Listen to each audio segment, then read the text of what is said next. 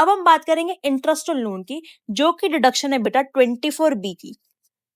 Section 24B, section याद होना चाहिए, हाँ जी बिल्कुल याद होना चाहिए। सेक्शन बी 24B की डिडक्शन है इंटरेस्ट ऑन लोन। क्या कहते हैं देखो, अगर हमने हाउस प्रॉपर्टी को बनाने के लिए, अगर मैंने हाउस प्रॉपर्टी को परचेज करने के लिए, खरीदने के लिए, कंस्ट्रक्ट करने के लिए, एक्वायर करने के लिए, रिपेयर करने के लिए या रेनोवेट करने के लिए अगर कोई भी लोन लिया है, चाहे कहीं से भी लो, लोन आप बैंक से लो, फाइनेंशियल इंस्टीट्यूशन से लो, फ्रेंड से लो, फैमिली से लो, इन शॉर्ट लोन आप कहीं से भी ले लो, कहीं से भी अगर आपने लोन लिया है हाउस प्रॉपर्टी के ये काम करने के लिए, तो आपको जो लोन है उसका इंटरेस्ट की डिडक्शन मिलेगी, लोन के इंटरेस्ट की डिडक्शन मिलेगी। 24B के अंदर आप जो लोन के ऊपर इंटरेस्ट पे कर रहे हो, आप वो अपनी इनकम में से माइनस कर सकते हो। इसका सिंपल सा मतलब क्या हुआ कि आप एक तरीके से गवर्नमेंट ने आपको एडिशनल बेनिफिट दिया। गवर्नमेंट ने आपको 30% का बेनिफिट तो दिया ही था, स्टैंडर्ड डिडक्शन 30% की दी थी। कहाँ पे? 24A के अंदर। अभी पढ़ा के लाया कि मैंने आपको क्या बताया था, जितने भी ये खर्चे है, कोई भी खर्चा अलाउ नहीं होने वाला आपको, कोई भी खर्चा आप माइनस नहीं कर सकते अपनी इनकम को कम करने के लिए, बिकॉज गवर्नमेंट ने आपको फ्लैट 30% की स्टैंडर्ड डिडक्शन ऑलरेडी दे दी। पर गवर्नमेंट कहती है कि चलो कोई बात नहीं, मैं बहुत दयावान हूं, मैं आपको एक और डिडक्शन देती हूँ अपनी इनकम को कम करने की। वो डिडक्शन क्या है? मेरी इंटरेस्ट ऑन लोन की। गवर्नमेंट क्या कहती है कि अगर आपने हाउस प्रॉपर्टी के परचेज, कंस्ट्रक्शन, एक्विजिशन, रिपेयर या रेनोवेशन, इन किसी भी काम को लेकर लोन लिया है और लोन की इंटरेस्ट अगर आप चुका रहे हो, तो वो इंटरेस्ट भी आप माइनस कर लेना, अपनी इनकम को कम कर लेना, कोई दिक्कत नहीं है। इंटरेस्ट भी माइनस कर लेना, इनकम को कम कर लेना, कोई दिक्कत नहीं। पर ध्यान रखना, यहां पे मैं बात कर रही हूँ सिर्फ और सिर्फ इंटरेस्ट की, प्रिंसिपल अमाउंट की बात नहीं कर रही। अगर मैंने लोन लिया, 2 लाख रुपए का मैंने लोन लिया, अब मेरी किस्त जाती है 20,000 रुपए की, प्रिंसिपल अमाउंट जाती है और 2,000 रुपीज का मैं इंटरेस्ट पे करती हूँ। तो यहाँ पे इस 2,000 की बात हो रही है, प्रिंसिपल की बात नहीं हो रही। इस चीज को ध्यान में रखना। समझते हैं, पढ़ते हैं। आप समझ में आया? इंटरेस्ट लोन एक तरीके से एडिशनल बेनिफिट है जो गवर्नमेंट ने हमें दिया है। इंटरेस्ट तभी अलाउ होगा अगर लोन जो हमने लिया है वो हाउस प्रॉपर्टी के लिए लिया है। तो सबसे पहली चीज जो ध्यान में रखनी है वो क्या है कि इंटरेस्ट 24B के अंदर इंटरेस्ट की रिडक्शन तभी मिलेगी जब जो लोन मैंने लिया है वो हाउस प्रॉपर्टी के लिए लिया है। जिस चीज के लिए लोन लिया वो हाउस प्रॉपर्टी ही नहीं है, या हाउस प्रॉपर्टी भी बनके तैयार ही नहीं हुई, क्या मुझे उसकी डिडक्शन मिलेगी? क्या वो मैं अपनी इनकम में से माइनस कर सकती हूँ? नहीं। सबसे पहली कंडीशन इन्होंने ये डाली कि जो इंटरेस्ट आप पे कर रहे हो, जो आप इंटरेस्ट पे कर रहे हो, जिस लोन के अगेंस्ट पे कर रहे हो, वो लोन आपने हाउस प्रॉपर्टी के लिए लिया होना चाहिए। हाउस प्रॉपर्टी के किस काम के लिए? परचेज, कंस्ट्रक्शन, एक्विजिशन, रिपेयर या रेनोवेशन। ठीक है। फिर बात करते हैं लोन लिया कहां से होना चाहिए। लोन कह रहे हैं कहीं से भी ले लो, कहीं से भी लिया हो लोन, हमें उससे फर्क नहीं है। इंटरेस्ट हम अलाउ कर देंगे, पर इंटरेस्ट अलाउ कैसे करेंगे? ड्यू बेसिस के ऊपर। अगर मान लो आपने इंटरेस्ट की पेमेंट कर दी, माइनस कर लेना। इंटरेस्ट की पेमेंट नहीं करी अभी तक भी, फिर भी आप डिडक्शन क्लेम कर लेना। इसका कॉरस्पॉन्डिंग हमने उल्टा कहां पढ़ा था? याद है, हमने म्युनिसिपल टैक्सेस के अंदर पढ़ा था। म्युनिसिपल टैक्सेस अलाउ होते हैं हमारे पेमेंट बेसिस के ऊपर, कि अगर पे किया तो अलाउ होगा, नहीं किया तो नहीं होगा। पर ये वाला कंसेप्ट इंटरेस्ट लोन में नहीं लगेगा। अगर आपका इंटरेस्ट बन रहा था 10,000 रुपए, आपने पे कर दिया, माइनस कर लो। 10,000 रुपए बन रहा था, पे नहीं किया, फिर भी माइनस कर लो, डिडक्शन ले लो, कोई दिक्कत नहीं है। तो इस चीज को ध्यान में रखना कि आउटस्टैंडिंग है तब भी अलाउ हो जाएगा, क्योंकि इंटरेस्ट जो है वो ड्यू बेसिस पे हम लेके चलते हैं इस कंसेप्ट में। ठीक है। अब देखो यहाँ पे क्या कह रहे हैं, इंटरेस्ट ऑन इंटरेस्ट। भाई इंटरेस्ट के ऊपर इंटरेस्ट पे कर रहे हैं, एक तरीके से पीनल इंटरेस्ट पे कर रहे हैं, तो क्या वो माइनस कर सकते हैं? नहीं।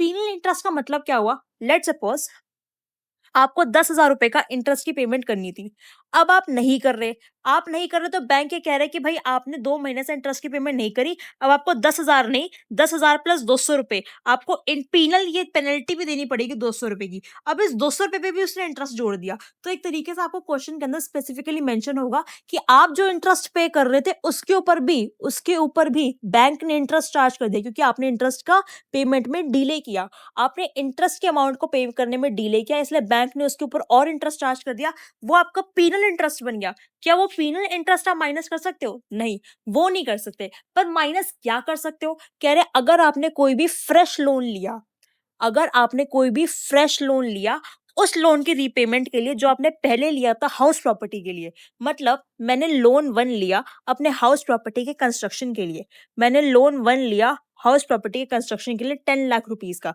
तो ये हाउस प्रॉपर्टी का जो भी 10 लाख रुपीस का इंटरेस्ट बनता है, क्या मैं उसका डिडक्शन ले सकती हूँ? यस मैम, 24B के अंदर ले सकती हूँ। अब मैंने क्या किया, इस लोन को चुकाने के लिए, इस लोन के प्रिंसिपल को चुकाने के लिए पैसे नहीं थे, तो मैंने इस लोन को चुकाने के लिए और एक 15 लाख का लोन ले लिया। मैंने इस लोन को चुकाने के लिए और 15 लाख का लोन ले लिया। इसका जो इंटरेस्ट है, क्या उसकी डिडक्शन मुझे मिल जाएगी? ये कह रहा है यस, बिल्कुल मिल जाएगी उसकी डिडक्शन। देखो, इफ एनी फ्रेश लोन, अगर हमने कोई नया लोन लिया विच इज लोन टू लिया, क्यों लिया? Repayment of earlier loan. अपने पहले वाले लोन वन जो मैंने 10 लाख रुपीस का लोन लिया था, उसकी रीपेमेंट के लिए मैंने एक फ्रेश लोन लिया लोन टू, जो कि बताओ जरा, जो कि मेरा क्या था 15 लाख रुपीस का था। Repayment of earlier loan, and earlier loan जो था वो हाउस प्रॉपर्टी के लिए लिया गया था। लोन वन जो था वो मैंने हाउस प्रॉपर्टी के कंस्ट्रक्शन के लिए लिया था, हाउस प्रॉपर्टी के लिए लिया था। तो जो इंटरेस्ट है फ्रेश लोन के ऊपर, मतलब 15 लाख के ऊपर जो इंटरेस्ट है, उसकी भी मुझे डिडक्शन मिल जाएगी। ये वो बात कह रहे हैं। क्या ये कंसेप्ट समझ में आया कि भाई इंटरेस्ट और इंटरेस्ट मतलब पीनल इंटरेस्ट तो अलाउ नहीं होगा, पर मैंने पहले एक लोन लिया, उस लोन को चुकाने के लिए मैंने एक और लोन ले लिया, तो उसकी डिडक्शन मुझे मिल जाएगी, प्रोवाइडेड जो पहले वाला लोन था वो हाउस प्रॉपर्टी के पर्पस के लिए लिया गया हो।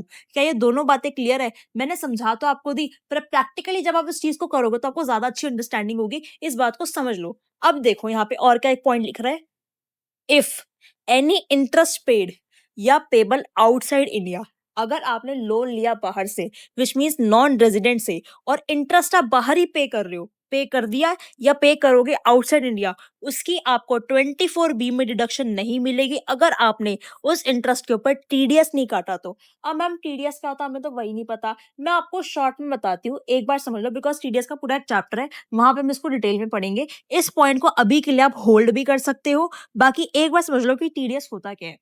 लेट सपोज गवर्नमेंट, आपने कोई भी सामान लिया, सामने वाली पार्टी को कोई भी सर्विस दी, या आपको पेमेंट करनी है, आपने कोई भी सर्विस उनसे ली है, आपको पेमेंट करनी है। लेट सपोज मैं आपको एग्जांपल देती हूँ, मिस्टर वंश, नॉन रेजिडेंट है डेविड, डेविड ने वंश को क्या दिया? लोन दिया। तो ऑफ कोर्स वंश की क्या ड्यूटी बनती है कि डेविड को वो टाइमली बेसिस पे क्या दे? इंटरेस्ट की पेमेंट दे। अब डेविड के लिए तो इंटरेस्ट की पेमेंट क्या हो गई? एक तरीके से इनकम होगी। डेविड को जो वो इंटरेस्ट मिल रहा है, उसने जो लोन दिया उसके ऊपर, डेविड के लिए क्या है? इनकम है। पर गवर्नमेंट को इसकी इनकम का कैसे पता चलेगा? How will government get to know कि भाई डेविड को जो है वो 10,000 रुपीज का इंटरेस्ट रिसीव हो रहा है? डेविड को कैसे पता चलेगा कि गवर्नमेंट को कैसे पता चलेगा कि डेविड को 10,000 रुपीज मिल रहे हैं? कैसे? इसी कंसेप्ट को जानने के लिए गवर्नमेंट कंसेप्ट लेकर आई टीडीएस का, which is tax deducted source. Government ये कहती है कि भाई अगर आप किसी भी पर्सन को कोई भी पेमेंट कर रहे हो, तो पेमेंट का कुछ हिस्सा आप क्या करोगे? हमें डिपॉजिट करा दोगे, गवर्नमेंट को डिपॉजिट करा दोगे, और बाकी हिस्सा आप उस पर्सन को दे दोगे। तो विच इज कॉल्ड टीडीएस। अब टीडीएस को डिटेल में उस पर्टिकुलर चैप्टर में ही पढ़ेंगे, जिसमें हमें ज्यादा अंडरस्टैंडिंग होगी। तो एक तरीके से ये समझ लो कि वो ये कह रहे हैं कि अगर आपने सामने वाले पर्सन का टीडीएस नहीं काटा, मतलब उसको जो भी इंटरेस्ट रिसीव होना था उसमें से कुछ हिस्सा गवर्नमेंट को जमा कराते और कुछ हिस्सा उस पर्सन को जमा कराते, अगर वो काम नहीं करा तो आपको 24B के अंदर उसकी डिडक्शन जो है नहीं मिलेगी। डन, ये चीज क्लियर हो गई। बाकी टीडीएस करेंगे तो ज्यादा अच्छे से हमको समझ में आ जाएगा। तो अभी तक मैंने आपको क्या समझाया? मैंने आपको बताया interest on loan. Interest on loan तभी अलाउ होगा, सबसे पहली चीज, वो अगर हाउस प्रॉपर्टी के लिए लिया गया हो तो। इंटरेस्ट ऑन लोन तभी अलाउ होगा जब वो हाउस प्रॉपर्टी के लिए लिया गया हो। लोन कहीं से भी ले सकते हैं। इंटरेस्ट अलाउ होगा ड्यू बेसिस के ऊपर, पे किया तो अलाउ होगा, पे नहीं किया तब भी अलाउ होगा। Interest on loan, interest on interest, that is जो पीनल इंटरेस्ट है, वो डिडक्शन के लिए अलाउ नहीं होगा। और अगर हमने कोई भी फ्रेश लोन लिया किसी पुराने लोन की रीपेमेंट के लिए, और पुराना लोन लिया था हाउस प्रॉपर्टी के लिए, तो उसका जो फ्रेश लोन का इंटरेस्ट है वो माइनस करने को मिलेगा। कोई भी इंटरेस्ट अगर हम इंडिया से बाहर पे कर रहे हैं तो उसकी डिडक्शन अलाउ नहीं होगी अगर हमने सामने वाली पार्टी का टीडीएस नहीं काटा तो। ये चीज क्लियर है? अब लिमिट समझ लेते हैं कि भाई कितना इंटरेस्ट आप कह रहे हो कि मैम 24B के अंदर हमको माइनस करने को मिलेगा। इंटरेस्ट की अमाउंट हम माइनस कर सकते हैं, डिडक्शन क्लेम कर सकते हैं, पर कितनी? यहाँ पे हम बात करेंगे लिमिट की, कि कितनी डिडक्शन जो है हम क्लेम कर सकते हैं। देखो, दो केसेस है, या तो अगर आपकी प्रॉपर्टी है लेट आउट प्रॉपर्टी, या फिर deem to be let out property, government सीधा कहती है कोई लिमिट नहीं है, पूरा का पूरा इंटरेस्ट जो है आपको अलाउ कर देंगे। अगर आपकी लेट आउट प्रॉपर्टी है या फिर deem to be let out property है, गवर्नमेंट कहती है कोई लिमिट नहीं है, पूरा इंटरेस्ट अलाउ कर देंगे। अगर आपका इंटरेस्ट है 10,000 रुपए का, 10,000 रुपए माइनस कर लो। अगर आपका इंटरेस्ट है 10 लाख रुपए का, तो 10 लाख रुपए माइनस कर लो, कोई दिक्कत नहीं है। आपका इंटरेस्ट कुछ भी हो, चाहे 10,000 हो, 10 लाख हो, कोई लिमिट नहीं है, पूरा इंटरेस्ट आप 24B के अंदर माइनस कर सकते हो। सारा गेम आता है आपका सेल्फ ऑक्यूपाइड प्रॉपर्टी के ऊपर। सेल्फ ऑक्यूपाइड प्रॉपर्टी एसओपी में दो केसेस है, एक तो है मेरा स्पेशल केस और दूसरा है मेरा नॉर्मल केस। स्पेशल केस वो केस है जहां पे मैं ऑप्ट आउट कर रही हूँ 115 बीएससी से, मतलब मैं 115 बीएससी नहीं ले रही, मेरी पुरानी वाली जो स्कीम चला रही थी उस स्कीम के अंदर अगर है तो वो मेरा स्पेशल केस बन जाएगा। इस केस में कह रहे हैं कि सेल्फ ऑक्यूपाइड प्रॉपर्टी में आपकी 3 कंडीशन सेटिस्फाई होनी चाहिए। 3 कौन कौन सी कंडीशन है? अगर मैंने लोन लिया था 1/4/1990 के बाद, उस पर या उसके बाद, लोन इज टेकन ऑन और आफ्टर 1/4/1999 1999। मैंने क्या कहने का मतलब, अगर मैंने 1/4/1999 के बाद लोन लिया या उस समय लोन लिया, ये देखो हो सकता है ये कंडीशन तो फुलफिल हो ही जाएगी। जितने भी लोन आप लोगे अब रिसेंट में ही दिखाएंगे। लोन जो मैंने लिया था हाउस प्रॉपर्टी के सिर्फ 2 काम के लिए, परचेज और कंस्ट्रक्शन के लिए लिया था। भाई हाउस प्रॉपर्टी के रेनोवेशन के लिए, रिपेयर के लिए नहीं लेना होना चाहिए, सिर्फ और सिर्फ परचेज और कंस्ट्रक्शन के लिए लोन लिया था। और जो लोन लिया था कंस्ट्रक्शन करने के लिए, कंस्ट्रक्शन उसकी 5 साल के अंदर कंप्लीट होगी from the end of financial year in which the loan was taken.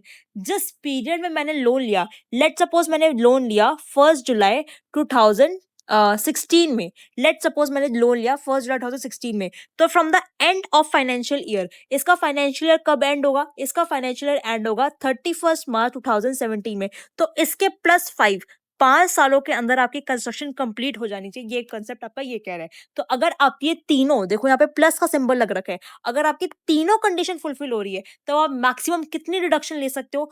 2 lakh rupees per annum maximum. ये आपकी मैक्सिमम लिमिट है। अगर आपका जो डिडक्शन बन रही है वो 1,50,000 की बन रही है तो कितनी क्लेम करोगे? 1,50,000। अगर डिडक्शन बन रही है 2,10,000 रुपीज की, कितनी क्लेम करोगे? Ma'am maximum 2 lakh rupees per annum, provided ये तीनों कंडीशन मेरी फुलफिल होनी चाहिए। अगर तीनों में से कोई भी एक कंडीशन फुलफिल नहीं हुई, तब कितना ले सकते हो? तब आप सिर्फ और सिर्फ 30,000 रुपीज का ले सकते हो। Then normal case. Normal case मतलब अगर ये कोई भी कंडीशन आपकी फुलफिल नहीं होती, तब आप मैक्सिमम कितना रिडक्शन ले सकते हो? सेल्फ ऑक्यूपाइड प्रॉपर्टी के केस में let out, deem let out में तो कितना ही ले लो, सेल्फ ऑक्यूपाइड में कितना ले सकते हो? सिर्फ 30,000 रुपीज पर एनम का। जब अगर आपने जो इंटरेस्ट लिया था, मतलब जो आपने लोन लिया था, उस पर जो आप इंटरेस्ट पे करो वो रिपेयर के लिए, रेनोवेशन के लिए दे रहे हो, तब आप 30,000 का मैक्सिमम आपको डिडक्शन उसकी मिलेगी। देन एक चीज, under the default tax regime. अब जो डिफॉल्ट टैक्स रिजीम कौन सी हो गई है? वो मेरी टैक्स रिजीम हो गई है 115 बीएससी वाली।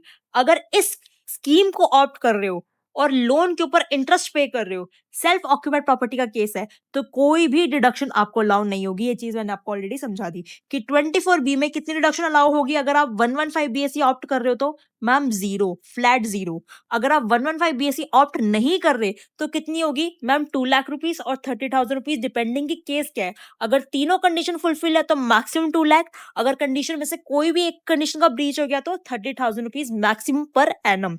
याद रखना, पर एनम। ठीक है। एक मास्टर चार्ट याद करवा दूं जिससे आपको सारी चीजें रिवाइज हो जाएंगी। Master chart of interest on loan. अगर आप ऑप्ट आउट कर रहे हो 115 बीएससी से, तो दो चीजें हैं, या तो आपकी प्रॉपर्टी सेल्फ ऑक्यूपाइड होगी या फिर आपकी प्रॉपर्टी लेट आउट प्रॉपर्टी होगी। सेल्फ ऑक्यूपाइड में दो केसेस है, या तो स्पेशल केस या नॉर्मल केस। स्पेशल केस मतलब 3 कंडीशन फुलफिल होगी। 3 कौन कौन सी कंडीशन? मैम लोन जो मैंने लिया था वो 1/4/1999 पर लिया था या उसके बाद लिया था। दूसरा, जो मैंने लोन लिया था वो परचेज या कंस्ट्रक्शन ऑफ हाउस प्रॉपर्टी के लिए लिया था। और तीसरा, मैंने जिस दिन लोन लिया था उसके एंड ऑफ फाइनेंशियल ईयर से, उसके फाइनेंशियल ईयर एंड को लेकर अगले 5 सालों के अंदर उस प्रॉपर्टी की कंस्ट्रक्शन जो है वो पूरी हो गई है। अगर ये तीनों कंडीशन फुलफिल होती है तो मैक्सिमम कितने की डिडक्शन मिलेगी ma'am? 2 lakh rupees per annum की। अदरवाइज अगर कोई भी केस है तो मैक्सिमम कितनी मिलेगी मैम? 30,000 रुपीज पर एनम की डिडक्शन मिलेगी। ये तो मैंने आपको बता दिया सेल्फ ऑक्यूपाइड प्रॉपर्टी का केस। लेट आउट प्रॉपर्टी, अगर 115 बीएससी ऑप्ट कर रहे हो चाहे ऑप्ट नहीं कर रहे, दोनों केसेस के अंदर लेट आउट प्रॉपर्टी पे कोई भी लिमिट नहीं है। जितनी अमाउंट है, चाहे 10 करोड़ की अमाउंट क्यों नहीं है इंटरेस्ट की पूरी आप डिडक्शन क्लेम कर सकते हो। सेल्फ ऑक्यूपाइड प्रॉपर्टी अगर 115 बीएससी ऑप्ट कर रहे हो, कोई भी डिडक्शन आपको नहीं मिलेगी। भाई आप नई स्कीम में आ गए, आपको टैक्स की जो स्लैब है वो चेंज होगी, ओल्ड में कुछ थी, नई में कुछ होगी, नई में बेनिफिट मिला, तो अगर गवर्नमेंट आपको कुछ बेनिफिट दे रही है तो कुछ बेनिफिट आपसे छीन भी लेगी। तो सबसे पहला बेनिफिट जो 115 बीएससी में गवर्नमेंट ने छीना है वो क्या है, आपको 24B की डिडक्शन कुछ नहीं मिलेगी सेल्फ ऑक्यूपाइड प्रॉपर्टी के केस के अंदर। सबसे पहली चीज जो गवर्नमेंट आपसे छीनी है हाउस प्रॉपर्टी चैप्टर में वो क्या है, 24B की डिडक्शन आपको नहीं मिलेगी सेल्फ ऑक्यूपाइड प्रॉपर्टी के अंदर। डन। अब मुझे बताओ, एक सेकंड का पॉज लो, इसको रीड करो और मुझे बताओ क्या इंटरेस्ट ऑन लोन आपको क्लियर है? इसमें कुछ भी नहीं है। क्या याद रखना है मैम, लेट आउट प्रॉपर्टी बिंदास, जितना इंटरेस्ट है जितना बन रहा है पूरा का पूरा हमारा माइनस करा दो इनकम में से, कोई दिक्कत नहीं है, पूरा पूरा डिडक्शन मिल जाएगी। सेल्फ ऑक्यूपाइड प्रॉपर्टी का केस है तो दो चीजें हैं मैम, 115 बीएससी ऑप्ट कर रहे हैं, अगर ऑप्ट कर रहे हैं तो कुछ नहीं मिलने वाला, जीरो, कोई डिडक्शन 24B में नहीं मिलेगी। अगर मैम 115 बीएससी ऑप्ट नहीं कर रहे तो दो केसेस है, अगर वो मेरी 3 कंडीशन फुलफिल हो रही है तो 2 लाख का मिलेगा, अगर 3 कंडीशन में से किसी का भी ब्रीच हो रहा है तो मैक्सिमम 30,000 रुपीज पर एनम की मुझे डिडक्शन मिल जाएगी। ठीक है, ये सिंपल सा केस था इंटरेस्ट ऑन लोन का। बताओ इसके अंदर कहाँ कोई डिफिकल्टी है?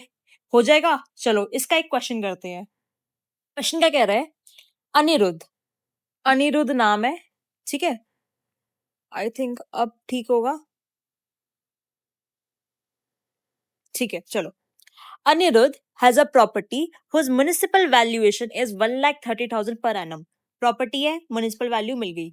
फेयर रेंट कितना है, 1,10,000 rupees per annum. Standard rent कितना है मेरा, 1,20,000 रुपीज पर एनम। प्रॉपर्टी मैंने लेट आउट करी है फॉर अ रेंट और रुपीज 11,000 पर मंथ। 11,000 रुपीज का पर मंथ मुझे रेंट रिसीव हो रहा है through out the previous year. Through out the previous year का मतलब पूरे 12 के 12 महीने, इसका यही मतलब हुआ ना, through out the previous year 12 के 12 महीने मुझे 11,11 हजार रुपए पर मंथ का रेंट रिसीव हो रहे हैं। अनरियलाइज रेंट कितना है, 11,000 रुपीज, मतलब एक महीने का रेंट नहीं मिला। अनरियलाइज रेंट कितना है, 1,000। आपको पता है मैंने क्या बताया था, रेंट रिसीव्ड, रेंट रिसीव्ड कितना होता है ma'am, rent receive, actual rent कितना होता है, actual rent equals to rent receive plus receivable minus unrealise rent. सारी कंडीशन रूल 4 की मेरी सेटिस्फाई हो रही है। रूल 4 की 4 कंडीशन थी, कौन सी, टेनेंसी बोनाफाइड होनी चाहिए, टेनेंट जो है उसने प्रॉपर्टी वेकेट कर दियो, टेनेंट जो है अभी एसएससी की किसी और प्रॉपर्टी में नहीं हो और एसएससी ने अनरियलाइज रेंट को रिकवर करने के लिए रीजनेबल स्टेप्स ले लिए हो। ठीक है, म्युनिसिपल टैक्सेस पे कर रहे हैं 10% ऑफ म्युनिसिपल वैल्यूएशन। अगर ये चीज मुझे गिवन नहीं थी तो क्या मैं निकाल सकती थी, ये 10% मैं किसका लेती, ये 10% ऑब्वियसली मैं म्युनिसिपल वैल्यूएशन का ही लेती।